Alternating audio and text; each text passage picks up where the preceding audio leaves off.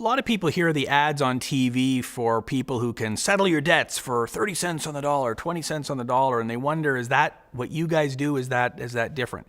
There are a number of different people out there who say that they can help you deal with your debts. You've got credit counselors, some of them who are not-for-profit agencies. They can do what's called a debt management plan, where they take your debts and you pay them off in full over a period of up to 5 years. And in most cases, they can negotiate reduced or zero interest. So if you're able to pay all your debts in full, but you just need a bit of a break, credit counseling through a not-for-profit credit counselor is a good way to go.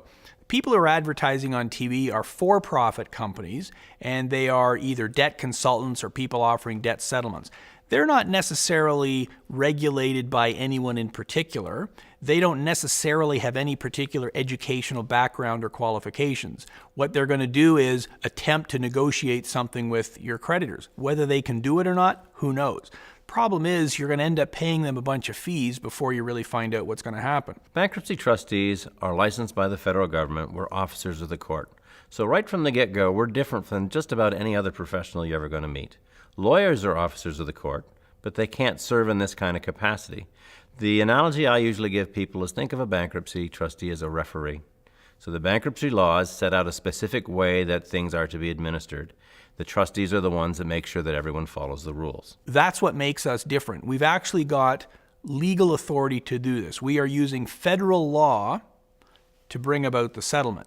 So when a consumer proposal is filed, all unsecured creditors, people like credit cards, income tax, bank loans, payday loans, are all treated exactly the same. Chartered accountants originally were the only ones that were trustees, and you had to train the next generation. So chartered accountants trained the next generation of chartered accountants. It's only been in the last 10 years when non-accountants have become trustees. And in fact, in our firm, a third of our trustees are not accountants. And the reason we did that is it gives us a broader spectrum, a better appreciation of individuals' backgrounds and their experiences. We've got someone who's got a health background, someone with an insurance background, one that used to be a teacher. The idea being that we can better relate to people because we've got this breadth of experience as opposed to all being boring accountants. We've got the hammer.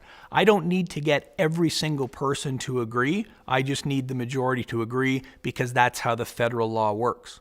So if you're not licensed by the federal government under federal law, you can't do that. And that is the ultimate difference between a licensed consumer proposal administrator, a licensed bankruptcy trustee, and everyone else.